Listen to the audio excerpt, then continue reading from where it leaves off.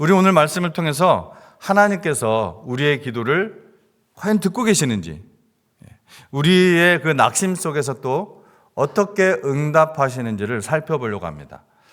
먼저 우리 예레미야 우리가 읽었던 부분, 이 15장 전체 내용인데요. 전체는 읽지 않았습니다. 이 15장에 나오는 내용을 제가 여러분에게 설명해 드리도록 하겠습니다.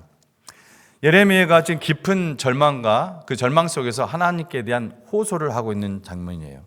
예레미야가 이스라엘 백성의 그 회복과 이스라엘 백성의 안정과 이스라엘 백성의 번영을 위해서 기도하지만 이 하나님께서 그러한 응답을 주시지 않는 거예요.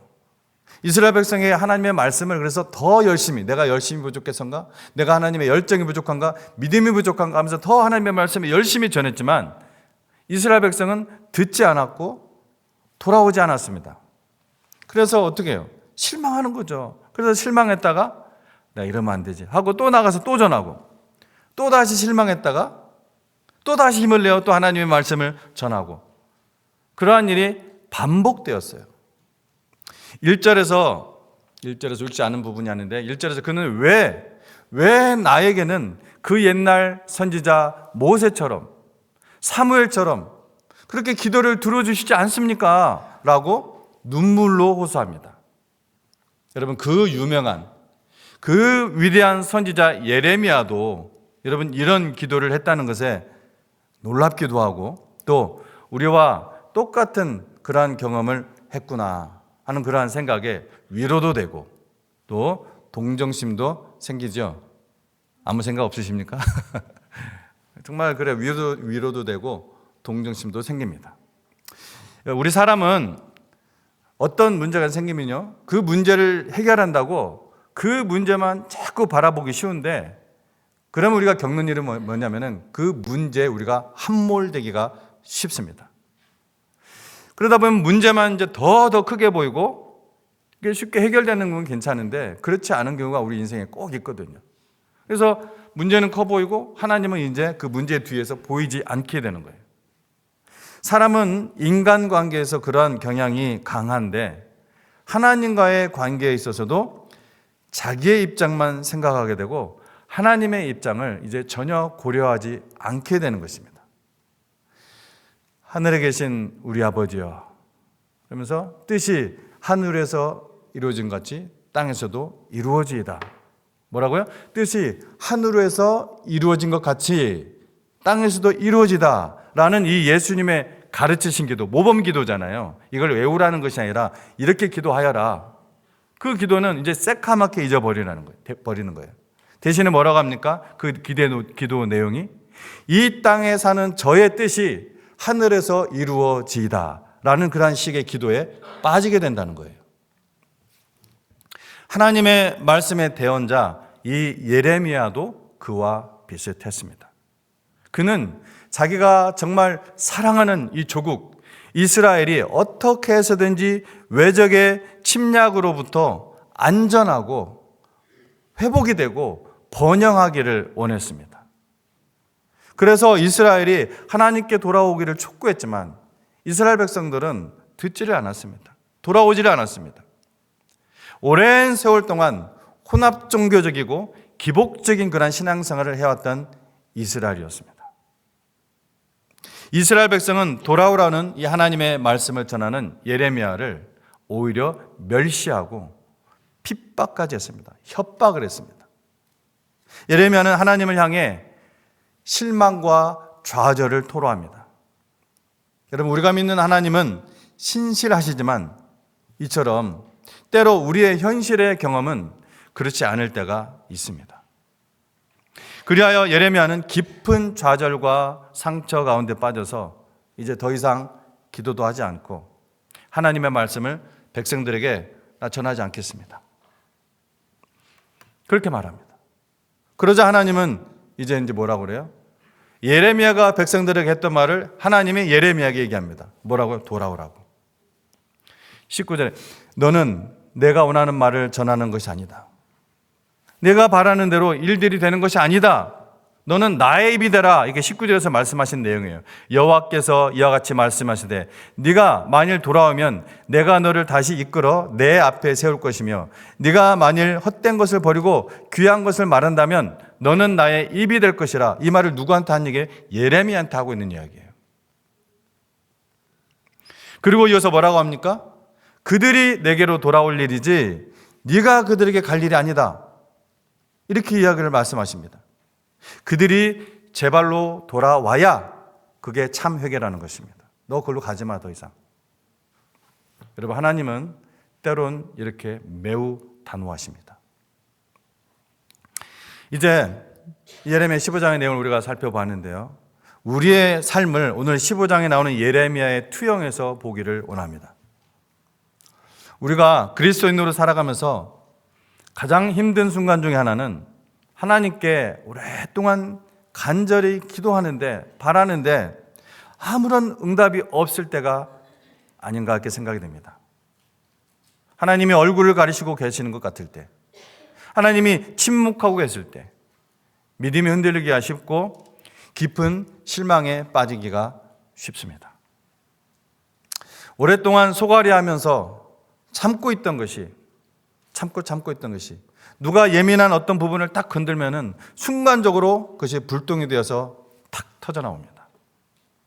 겉으로는 웃으려고 하지만, 그리고 웃기도 하지만 사실 속으로는 울분이 있어서 자기도 모르게 스스로 자기 마음에 화상을 입게 됩니다. 그렇게 마음의 화상을 자주 입으면 하나님의 말씀에 무감각해지고 소위 영적 침체기에 빠지게 됩니다. 예레미야가 이스라엘 백성들을 향한 그 마음과 하나님을 향한 그 마음이 그러했습니다. 그랬던 거예요. 하나님이 사용하지 않고 있어요. 네가 다시로 돌아오면 내가 사용할게. 그렇게 말씀하시는 그 행간을 읽으면은 하나님은 예레미야 그런 삶 때문에 하나님도 지금 예레미야를 사용하지 않고 있었던 거예요. 예레미야는 마침내 어떤 지경까지 이르렀냐면요. 일상의 그러한 평범한 웃음, 그런 과 대화가 있는 그런 자리를 피하기 시작해요. 우리의 전형적인 모습입니다. 그런 자리에 가고 싶은 마음도 없고 그 자리에 가면 마치 나와 딴 세상에 살고 있는 사람을 보고 있는 것 같고 의미도 없는 것 같다 생각을 해요. 그렇게 분과 슬픔은 해소되지 못한 채로 조금씩 쌓이게 됩니다. 자기는 괜찮다고 하지만, 나 잘 살고 있다 하지만 영적으로 그 안에 계속 쌓이고 있어요. 해소되지 않은 상태에서. 17절을 봅니다. 내가 기뻐하는 자의 모임 가운데 앉지 아니하며 즐거워하지도 아니하고 주의 손에 붙들려 홀로 앉았사오니 이는 주께서 분노로 내게 채우셨습니다. 예레미야가 하나님의 대언자로서 겪은 일이었다면 우리는 개인적으로 이런 일을 겪을 때가 있는 것입니다.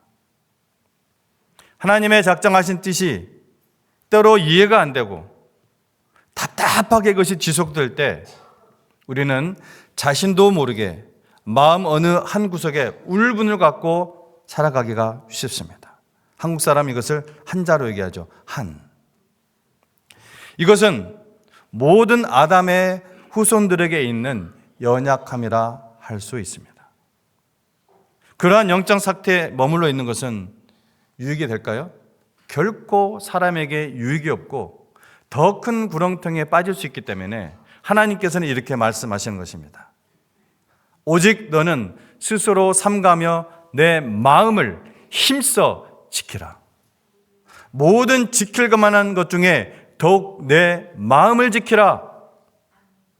재산을 지키는 것이 아니라 내 마음을 지키라고 합니다. 생명의 근원이 이에서 남이니라. 예레미야는 하나님께서 아무런 관심도 없는 것처럼 행하시기 때문에 생수의 근원이 되시는 여호와께서, 예레미야 2장 13절에 생수 근원이라고 하시거든요. 마치 물이 말라 속이는 시내인 것 같다고 하지 말을 합니다. 나의 고통이 계속하며 상처가 중하여 낫지 아니하면 어찌 됨이니까 주께서는 내게 대하여 물이 말라서 속이는 시내 같으시리까. 속이는 시내. 여러분, 속이는 시내란 무슨 말이냐면 여름철에 목이 말라가지고서 시냇가를 찾아갔는데 그냥 바짝 말라버려서 물을 찾을 수 없는 그런 시내를 말하는 것입니다. 속은 느낌이라는 거예요. 지금까지 내가 했던 그 모든 믿음 생활이 헛것처럼 느껴진다는 거예요. 우리도 하나님의 살아계심을 의심하지는 않지만 하나님께서 주마 하고 약속하신 그 평안과 회복과 이러한 풍성함이 응답되지 않을 때 하나님을 의심하기도 하는 것입니다. 하나님의 그 약속을, 하나님의 말씀을. 이러한 예레미야에게 하나님께서 말씀하신 것이 무엇인가요? 가장 먼저 무엇이라고 말씀했는지가 중요하죠. 그것이 19절이에요. 뭡니까? 돌아오라. 돌아오라. 내 본래 자리로 돌아오라. 하나님께서는 왜 그렇게 말씀하실 수 있습니까? 하나님의 생각과 길은 인간의 것과 비교할 수 없이 높기 때문입니다. 이사야 55장 8절로 9절 말씀에 이는 내 생각이 너희의 생각과 다르며 내 길은 너희의 길과 다름이니라. 여호와의 말씀이니라. 이는 하늘이 땅보다 높은 것 같이 내 길은 너희의 길보다 높으며 내 생각은 너희의 생각보다 높으니라. 또 하나님의 지혜와 하나님의 계획은 인간이 측량할 수 없을 정도로 크고 깊기 때문입니다. 욥기 11장 7절로 9절 말씀에 네가 하나님의 오묘함을 어찌 능히 측량하며 전능자를 어찌 능히 완전히 알겠느냐. 하늘보다 높으시니 네가 무엇을 하겠으며 스올보다 깊으시니 내가 어찌 알겠느냐. 그의 크심은 땅보다 길고 바다보다 넓으니라. 아멘입니다. 그렇다면 하나님께서는 도대체 우리에게 어떤 것을 주시기 위해서, 어떤 유익을 주시기 위해서 이런 과정들을 지나가게 하실까? 하나님께서는 이 일 후에, 오늘 15장 이 일 후에 예레미야에게 그리고 또한 이스라엘 백성들에게 이렇게 말씀하십니다. 그것이 바로 29장 11절 말씀입니다. 여호와의 말씀이니라. 너희를 향한 나의 생각을 내가 아나니 평안이요 재앙이 아니니라. 너희에게 미래와 희망을 주는 것이니라. 아멘. 그렇습니다. 하나님의 우리를 향하신 생각은 평안이지 재앙이 아닙니다. 우리에게 오히려 미래와 희망을 주시려는 것입니다. 아멘. 하나님은 하나님의 그 종들에게 고통만 주시는 고약한 하나님이 아니라 당신을 위해 고생하는, 하나님을 위해 고생하는 사람들에게는 남이 알 수 없는 그런 사람, 그렇지 않은 사람들에게 알 수 없는 상급을 반드시 베푸시는 하나님이십니다. 여러 가지가 있겠지만 제가 3가지로만 정리하겠습니다. 첫째, 하나님이 강하게 하시는 축복입니다. 우리를 강하게 하십니다. 본문 11절에 여호와께서 가라사대 내가 진실로 너를 강하게 할 것이요 너로 복을 얻게 할 것이며 내가 진실로 내 대적으로 재앙과 환난의 때에 내게 간구하게 하리라. 11절은 예레미야에게 주는 상급입니다. 예레미야서를 보면은 예레미야를 하나님이 강하게 하시겠다, 이 말씀이 반복적으로 나옵니다. 15장 20절에도 내가 너로 이 백성 앞에 견고한 놋성벽이 되게 하리니 그들이 너를 칠지라도 이기지 못할 것은 내가 너와 함께하여 너를 구하여 건짐이니라. 그리고 지금 살피고 있는 15장 11절이죠. 이 말씀이 재미있습니다. 내가 진실로 내 대적으로 재앙과 환난의 때에 내게 간구하게 하리라. 내게 간구하게, 그러니까 예레미야에게 간구하게 하리라. 지금은 대적들이 예레미야를 조롱하고 멸시하고 협박하고 괄시하고 있지만은, 그리고 대적하고 있지만, 그들이 재앙과 환난을 당하면 예레미야에게 찾아와서 부탁을 하게 된다는 거죠. 간구를 하게 된다는 거죠. 실제로 이런 일이 뒤에 일어나죠. 나중에 시드기야 왕은 조용히, 창피하니까 왕의 체면이 있어요. 조용히 예레미야를 불러서 앞으로 어떻게 될지, 어떻게 해야 될지 묻습니다. 성경에 이렇게 대적들이 성도 앞에 무릎을 꿇게 되고 오히려 은총과 자비를 구하게 된다는 구절이 여러분 여러 곳에서 나옵니다. 자, 두 번째, 충성된 자에게 주시는 하나님의 두 번째 유익, 축복. 하나님과 깊은 교제를 나누는 축복입니다.